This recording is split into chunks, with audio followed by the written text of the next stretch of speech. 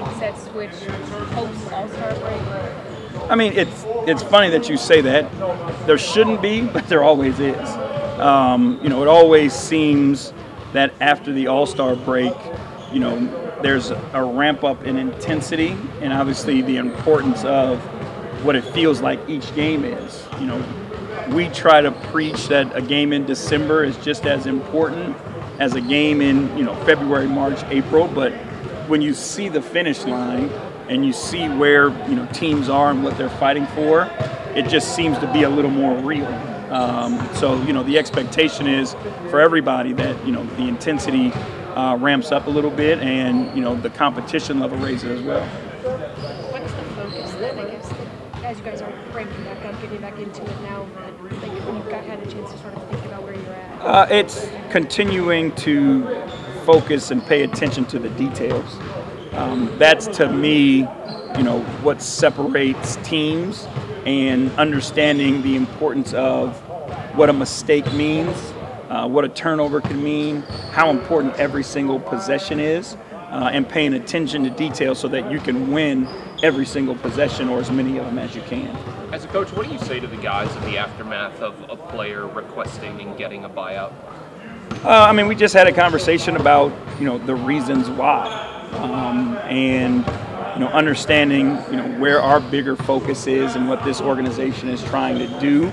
I think this organization does a great job of taking care of the people who have taken care of it. In that situation, giving Kevin an opportunity to go somewhere where he can compete and he can play was right by him. That's kind of the conversation and the message to the guys. Were you surprised that it got to that point?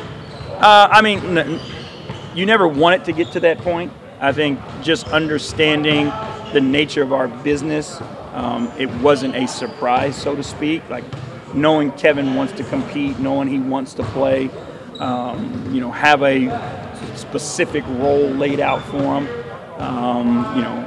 It was the only available option from that standpoint, from the conversations that we had.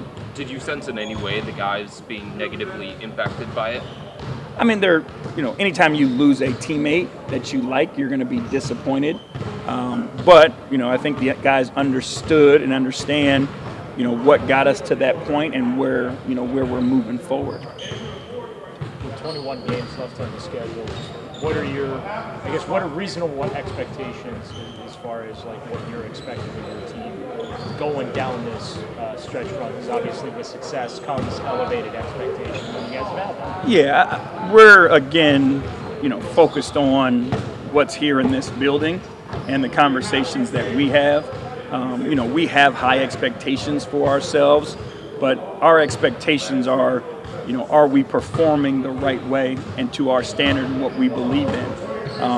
If we play the way that we believe we're capable of and play to our values, that's a success for us. And then, the wins and losses come from there. So, our focus is, again, can we be the most competitive team? Can we be the most selfless team? And then, are we learning and growing, understanding the importance of the details and possession by possession in a basketball game? Something off topic, load management is becoming, it has been a topic of conversation. Is someone who's been around the league as long as you have. I understand the sport has changed, athletes change with generations and that. What's the balance from your perspective of you want to take care of this generation and kind of go with their flow, but at the same time, generations before where travel was more difficult, accommodations were more difficult, they still played every day. Yeah, to me, and we've kind of talked about this before, and I'll be interested to see 10 years from now what this looks like, but guys these days are having longer careers, right? I think guys are able to accomplish more just because of the pure amount of games that they end up playing over more seasons. I do think that is because teams, and people are managing, the burdens that the guys have to carry throughout each particular season. We'll see if that continues as a trend. again, I like guys to play. You know what I mean? Personally, that's who I am. We try to manage, excuse me, our practice days around that. We obviously protect our guys based on injury, and we'll always err on the side of safety and caution with that. But I think it's important that you get those calluses and you play through some tough situations.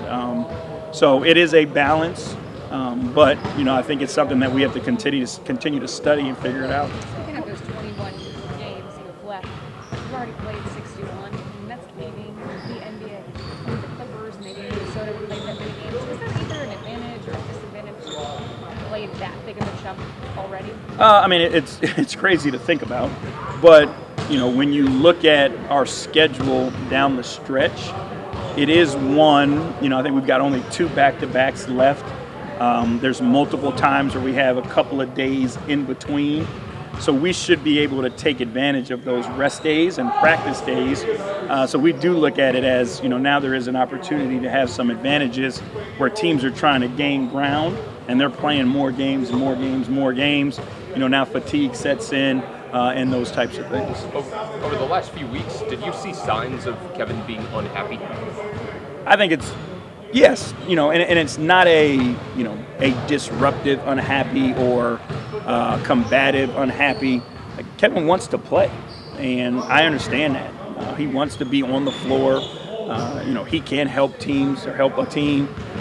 He believes that, So I think, it's that frustration of not being able to participate with your teammates that you could feel and you could sense. Did you talk to him in the past week or so as things were happening? I have not, no. I reached out, but I have not had a chance to catch up with him yet.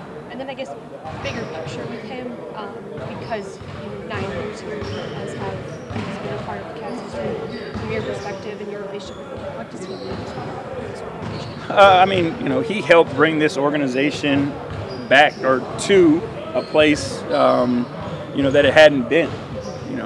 To be able to win a championship anywhere, to be able to go to 4 straight finals, I believe it was. That's something that should definitely be praised and be recognized and appreciated.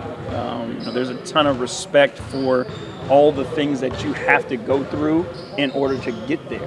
There's so many sacrifices you have to make.